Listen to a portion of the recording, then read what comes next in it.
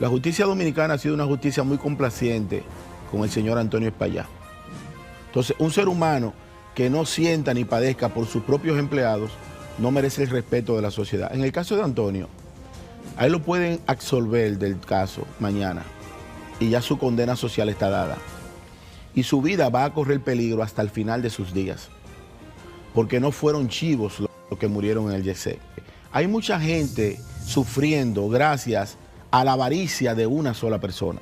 Y las cosas que están saliendo de las narrativas de los testigos, de que la hermana de él se preocupó por el dinero de la caja, sí, y que él se preocupó por el inventario de las bebidas, ya hay lugares donde en algunos parques de noche hay dominicanos tecatos y haitianos también. Mucho menos una población que no tiene identidad, pero no tienen identidad no es porque no quieran. Es que los haitianos no dan su nombre verdadero porque entienden que las tradiciones del vudú lo van a vender. Por eso es que los haitianos aquí tienen 5 nombres y ninguno es el original. Es que cuando los haitianos sean mayoría, harán lo mismo que hicieron en Saint-Domingue. Van a decapitar a la gente, porque esa es su naturaleza. Pero no significa eso que tú vas a dejar fuera de las escuelas dominicanas a cientos de miles de niños dominicanos para que los haitianos se sienten. Y nadie ha visto que en cualquier momento, si la democracia dominicana no se pone de acuerdo, le va a dar nacimiento a un vengador social. Pero no es que quiera uno decirlo, es que será así. No es verdad que aquí se persiguen los haitianos. Aquí los haitianos están haciendo lo que les da su gana en todas las calles. Y por último, es muy peligroso cederle las armas de fuego a los haitianos para que ahora sean la seguridad privada de los supermercados, de las plazas públicas y de los laboratorios. El día que aquí exista alguna manifestación violenta, yo le pregunto a los dominicanos que le dan las armas a los haitianos, ¿de qué lado ese haitiano va a tirar? Revista del Telematutino 11, gente importante y a tratar temas importantes. Nos acompaña el licenciado Anel Ferrera, como yo decía, es un hombre multidisciplinario. Él es mercadólogo, experto en geopolítica, politólogo, conferencista a nivel internacional, académico, inclusive ha sido profesor de militares. Y tiene una gran virtud, nacionalista y duartiano, que es una especie casi en extinción en República Dominicana. Anel, te agradezco que un día como hoy, que mucha gente se va para el interior, tú aceptas la invitación a trabajar aquí.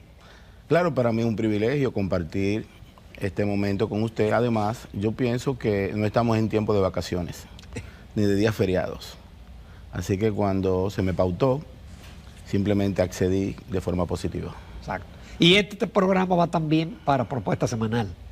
Para el que no lo puede ver hoy, que lo vea, que lo vea el domingo o lo vea también en el canal en nuestro canal de YouTube.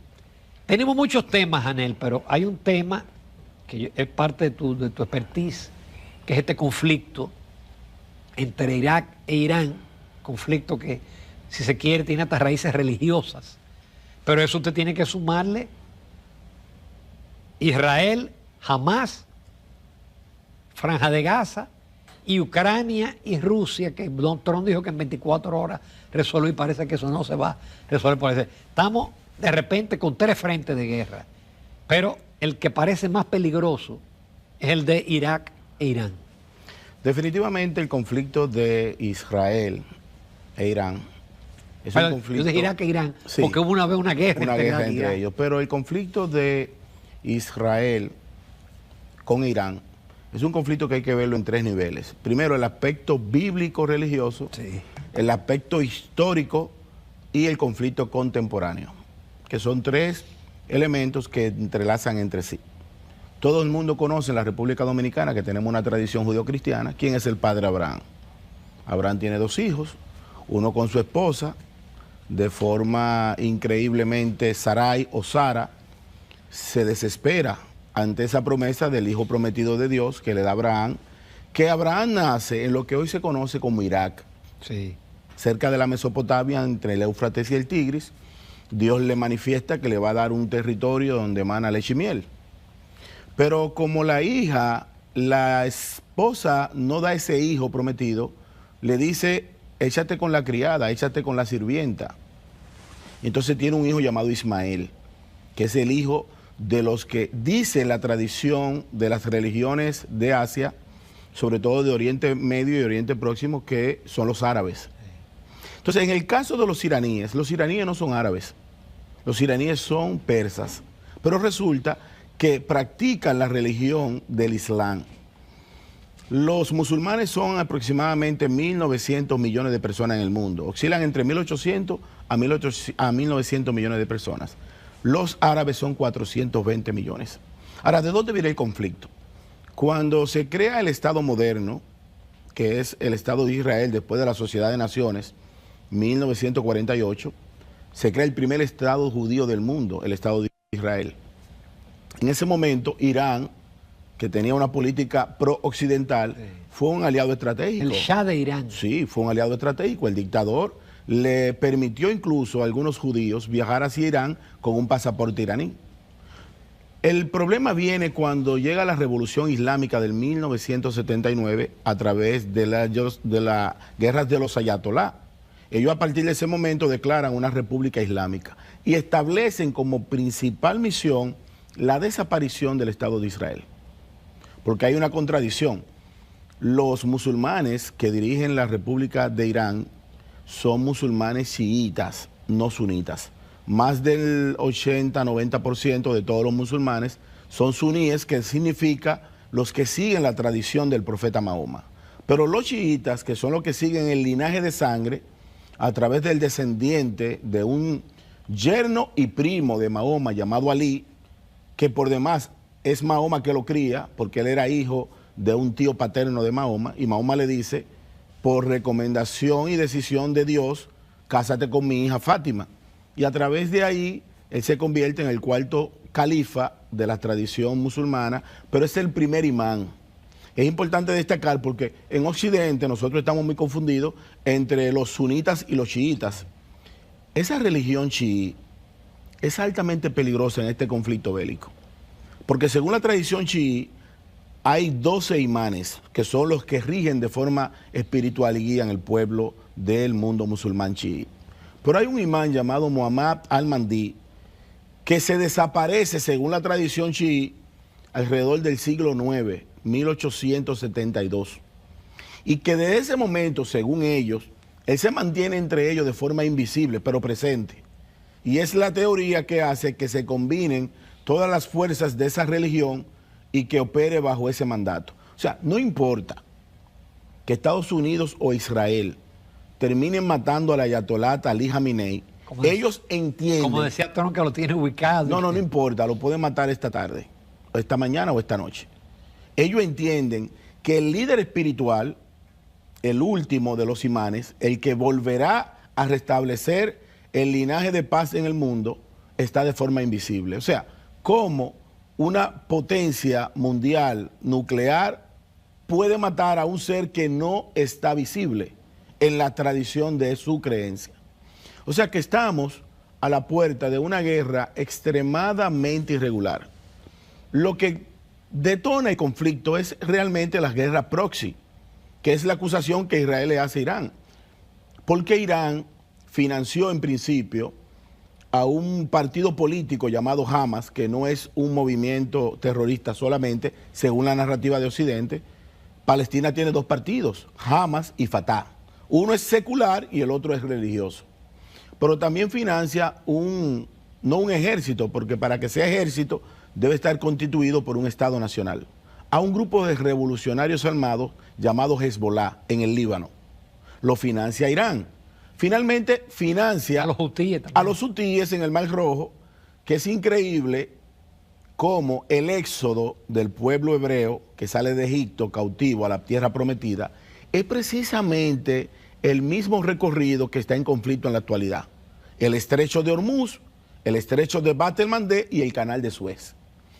Por esos tres pasos de agua marítimo del mundo están concentrados aproximadamente el 36% de todo el sistema energético. Y gran parte del comercio mundial depende de la energía. Entonces, este conflicto no es tan sencillo como se ve. y nos va a afectar a todos, porque una camisa que usted tiene, la tela la hacen en la India, los botones en Bangladesh, se ensambla en Pakistán, pero se vende en Times Square. Y finalmente lo compra un dominicano con el capital criollo. Hay 5 o 6 naciones que intervienen en una sola pieza de vestir. Imagínese usted en la industria de los vehículos, en la industria de la tecnología. La mayoría de nuestros celulares tiene por lo menos 5 naciones involucradas en piezas internas. Entonces, este componente energético nos va a afectar a todos. Yo no creo que eso se va a desatar de una forma tan sencilla como eliminando el gobierno de los ayatolás. Ellos pueden caer. Pero todo establece que la tesis de que ellos habrían enriquecido uranio más allá de un 60% para llevarlo al 90% que se necesita para construir una bomba atómica, yo pienso que no es real. Porque si hubiese existido esa bomba, simplemente no lo bombardean. ¿Tú crees que fue parecido al pretexto de Irán de las armas de destrucción masiva que nunca aparecieron? Es un poquito más complejo porque en el caso de Irán, Irán sí ha desarrollado tecnología importante. De hecho, hubo un presidente iraní de la época del 2005 al 2013 que tuvo una incidencia muy positiva en América Latina. Él hizo intercambio de soft power. De hecho, las relaciones con Venezuela y con Cuba y esa tradición que tiene Haití de ahora tener mezquitas es precisamente de ese contacto con el presidente iraní en el periodo 2005-2013.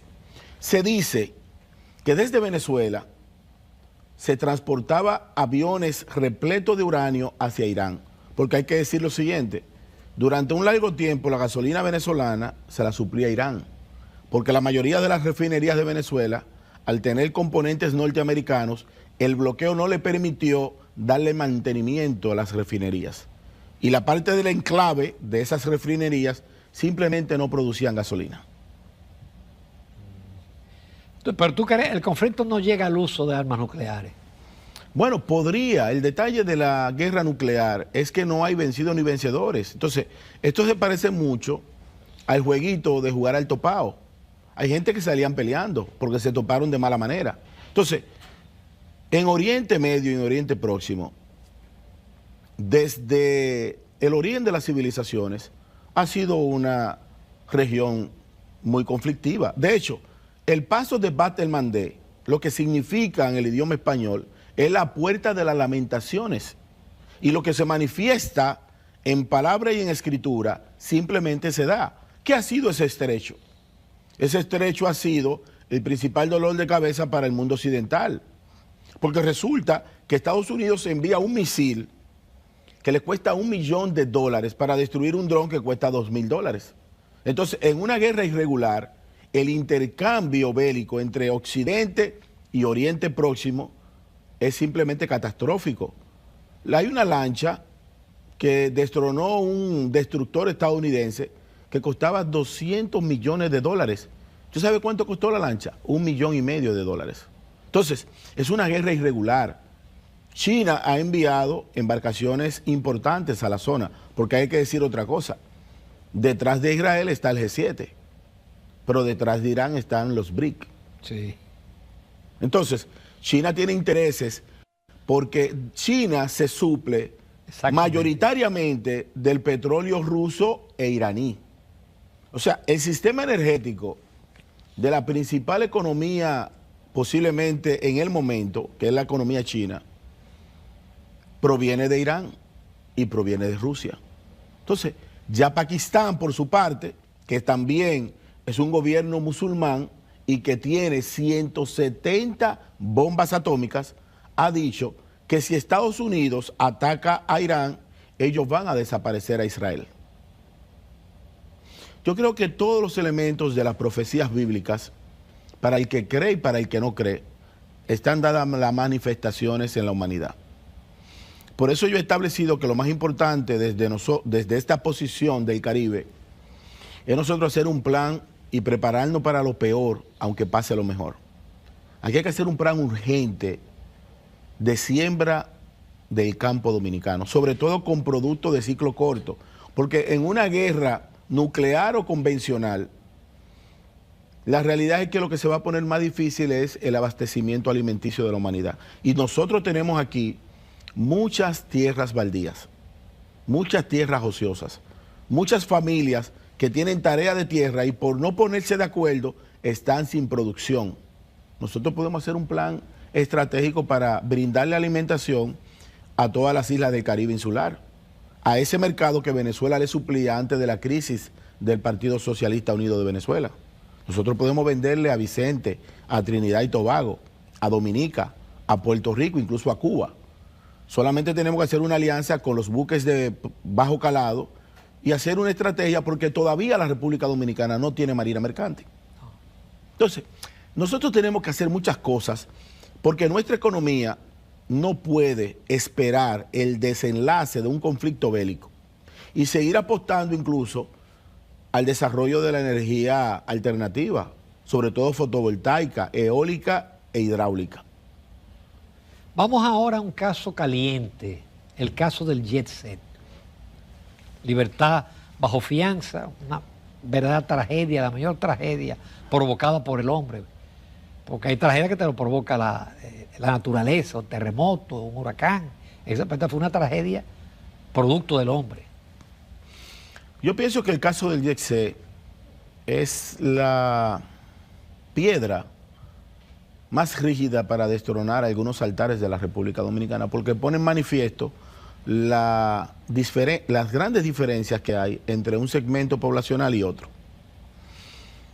Si una persona del barrio Vengan a Ver, de la Clavellina de Neiva, de Los Ríos, de Villarragua, organiza una fiesta en un billar y por negligencia de él, eso se derrumba, aún sea en un techo de cana y mueren 20 personas, lo condenan a 40 años casi por terrorismo. La justicia dominicana ha sido una justicia muy complaciente con el señor Antonio Espaillá.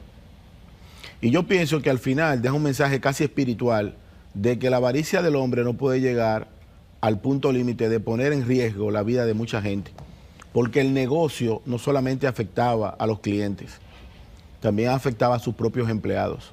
Entonces, un ser humano que no sienta ni padezca por sus propios empleados no merece el respeto de la sociedad. En el caso de Antonio, a él lo pueden absolver del caso mañana y ya su condena social está dada. Y su vida va a correr peligro hasta el final de sus días, porque no fueron chivos los que murieron en el Jet Set.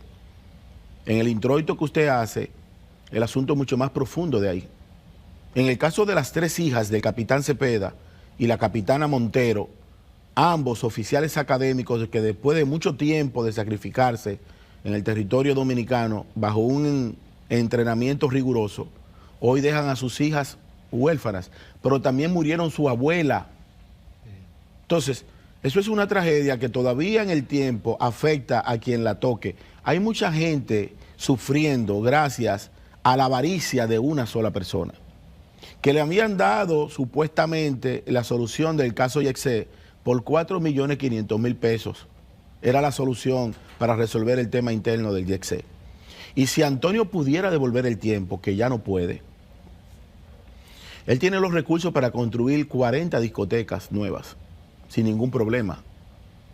Pero dice la tradición bíblica que cuando Jesús iba entrando a Jericó, un señor pequeño llamado Zaqueo subió en un árbol y le dijo: Jesús, quiero verte. Y él le dice: esta noche me voy a quedar en tu casa, pero tienes que desprenderte de todas las riquezas que has acumulado. Hay gente que ni piensa, ni padece, ni tiene sentimientos más allá que su dinero. Y las cosas que están saliendo de las narrativas de los testigos, de que la hermana de él se preocupó por el dinero de la caja, sí, y que él se preocupó por el inventario de las bebidas, son postulados fundamentales para condenarlo socialmente. Perfectamente. Vamos a una pausa comercial, porque nos queda todavía un tema importante: Haití. Volvemos en unos minutos con Janel Ferreras. Quédense con nosotros. Continuamos con Janel Ferreras, señores. Ya hablamos del Medio Oriente, ya hablamos del Jet Set.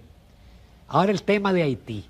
¿Tú tienes alguna expectativa positiva, Janel, con los trabajos que se van a iniciar en el Consejo Económico y Social y 6 mesas de discusiones para definir temas fronterizos, temas y más que nada el tema laboral, que es el que le preocupa a los empleadores.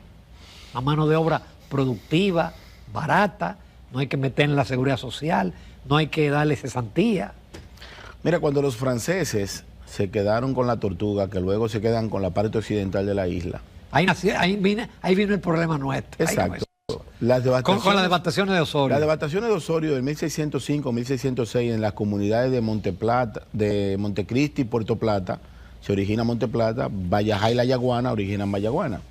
También enviaron las despoblaciones de Neiva y de San Juan, lo único que no se accedió. Pero la realidad es que desde ese momento, desde el primer tratado, el de Nimega, y luego los otros tratados, la colonia de Saint-Domingue estableció de que solamente con la explotación desmedida de ese pueblo africano se iba a producir las riquezas que produjo la colonia francesa. La colonia más rica de América. De hecho, de cada 100 libras que consumía el mundo, Haití o Saint-Domingue aportaba 66, 2/3. Ese modelo de Saint-Domingue... Haití producía más, era más rica que las 13 colonias inglesas de lo que fue el embrión de los Estados Unidos. Pero claro, es que cuando Dessalines logra la independencia el 1 de enero de 1804, después de la lucha de Vincent Auguet, Monbanduti, Toussaint Louverture, ellos heredan lo siguiente: más de 3.000 plantaciones de café, casi 3.000 plantaciones de añil, más de 840 ingenios, más de 180 fábricas de ron, estancia de cal, aserraderos. Lo heredaron todo. Y lo destruyeron. Pero resulta que la población haitiana o de Saint-Domingue estaba compuesta por los Grand Blanc y los Petit Blanc. Luego la clase mulata y finalmente el 84% los negros africanos. Lo que se está dando ahora en la población dominicana, de forma increíble, bajo la traición permanente del pensamiento de Duarte, es la repetición del modelo de Saint-Domingue. Es tener una mano de obra grande, barata y sin responsabilidad social. La gran tragedia de la sociedad dominicana es que gran parte, no toda, pero gran parte de la oligarquía dominicana reniega a Duarte y no conoce de la Trinitaria. Si alguien se leyera mínimamente el pensamiento de Duarte, no hablara de regularización de mano de obra haitiana. Porque resulta que la República Dominicana tiene pilares de la economía, como es la construcción, el turismo y la agricultura. ¿Y cómo tú vas a entregarle a los haitianos la fuerza principal laboral de los 3 sectores más importantes de la economía? Pero además, el efecto residual de esa masiva invasión haitiana en el territorio dominicano, uno lo ve en las calles. Ya es insoportable la 27 de febrero los haitianos vendiendo perros chihuahua, domoncillos adulterados y hasta pidiendo en la cabeza del puente Duarte. Ellos han desplazado a los informales dominicanos. En todos los niveles. Pero ya empezó algo que no se veía. Ya hay lugares donde en algunos parques de noche hay dominicanos tecatos y haitianos también. O sea que hemos importado hasta la parte minusválida de Haití. Entonces, eso es insoportable. Lo que sucede es que este problema es cíclico. Eso pasó en el 1822. Eso volvió a suceder en el 1924, cuando llega Horacio Vázquez. Por eso es que Trujillo toma el tratado del 29, que es el tratado entre el presidente Horacio Vázquez y Luis Bornó, y hace un referéndum de entendimiento en el 36 entre Stenio Vicente y él, y le dice: yo lo único que quiero es que respeten la frontera, no hay problema, le vamos a dejar 6.500 kilómetros cuadrados, le vamos a dejar San Miguel de la Atalaya, San Rafael de la Angostura, Juana Méndez, Hincha, Las Caobas, todo ese territorio era dominicano. Y se lo dejamos con el mismo jueguito. Son pobres, déjalo. Son pobres, déjalo. Los haitianos tienen una naturaleza muy fuerte. Y es que a través del pensamiento de sus padres fundadores entienden que la parte oriental de la isla le pertenece. Ahora, hay un detalle. El pueblo africano haitiano nunca ha tenido pensamiento crítico de dirección geopolítica. No. Siempre ha sido un pueblo guiado. Hay una mano oscura que rige el sistema de fusión entre República Dominicana y los haitianos. Y las dos grandes víctimas son los dos pueblos, porque cuando estos pueblos se unifican o se acercan, genera violencia genera un 27 de febrero del 44, genera un 3 de octubre del 1937 y va a generar en este momento, en cualquier momento, la llegada de la Segunda Trinitaria. Porque no es verdad que los haitianos se van a quedar con el territorio dominicano. Aquí no hay espacio para regularizar a nadie, mucho menos una población que no tiene identidad. Pero no tienen identidad, no es porque no quieran. Es que los haitianos no dan su nombre verdadero porque entienden que las tradiciones del vudú lo van a vender. Por eso es que los haitianos aquí tienen 5 nombres y ninguno es el original. Entonces, ¿cómo tú vas a acercar a una población dominicana que después del 1844 hemos podido avanzar medianamente en economía, agricultura, bosque, en avance tecnológico, en deporte somos una potencia, para tú mezclarla con la población más primitiva del continente? Con una población que cuando estamos hablando de inteligencia artificial, ellos están enterrando un gallo en la tierra con cal para discutir un tema geopolítico. No, eso no es posible. Además tienen su genética, un ADN destructivo, porque todo eso que tú numeraste de esa riqueza, ellos quemaron los ingenios, ellos destruyeron la riqueza. ¿Y por qué nace la bandera haitiana? Nace en una profunda, increíble destrucción del blanco. Ellos toman la bandera francesa, le cortan el blanco con una tijera, unifican el color azul y el rojo y ahí nace la bandera haitiana. Nace sin identidad. Pero además, cuando Dessalines logra la independencia el 1 de enero del 1804, lo primero que hace Dessalines en 9 meses es que se convierte en Jacques I, en monarca, sí. Y luego su mano derecha y su mano izquierda, Alexandre Pétion, que su nombre real era Alexandre Sebas, hijo de un potentoso francés que estudió en la Academia Militar Francesa. O sea, Alexandre Pétion no era un negro esclavo, era un mulato adinerado, por eso se convierte en el primer presidente. Pero ¿qué hace Pétion y el carnicero Henri Christophe que comete el degüello de Moca? Que traicionan a Dessalines y lo matan en 24 meses. Haití nace dividido desde el origen y no se han puesto de acuerdo nunca. El único periodo constitucional que a Haití le ha favorecido es la dictadura y la monarquía. Ese sistema de democracia, para que las Naciones Unidas entiendan, la democracia es un modelo político de gente civilizada, porque la democracia tiene que ver con participación, respeto y voluntad. Los haitianos ni participan, ni se respetan, ni tienen voluntad de nada. Tienen 200 años echándole la culpa al mundo de sus desgracias. Pero resulta que de todas las independencias de América, de todas, la independencia que recibió mayores recursos fue la haitiana. Todavía se enarbola como una epopeya mundial. No, y mantienen un orgullo, el orgullo de la vaca, como se dice, porque los haitianos interpretan que cuando una visita internacional viene a la isla, a una isla que tiene 2 naciones, 2 países, hay que visitar primero a Haití que a nosotros. Efectivamente, usted busca la narrativa. Aquí no hay posibilidad de resolver el tema haitiano si la población dominicana no hace una revolución cultural. Urgente. Y esa revolución tiene que ver con nosotros dejar de comprar en las calles a los haitianos, desde Perro Chihuahua hasta Limoncillo. No porque nos dé pena, es que cuando los haitianos sean mayoría, harán lo mismo que hicieron en Saint-Domingue. Van a decapitar la gente, porque esa es su naturaleza.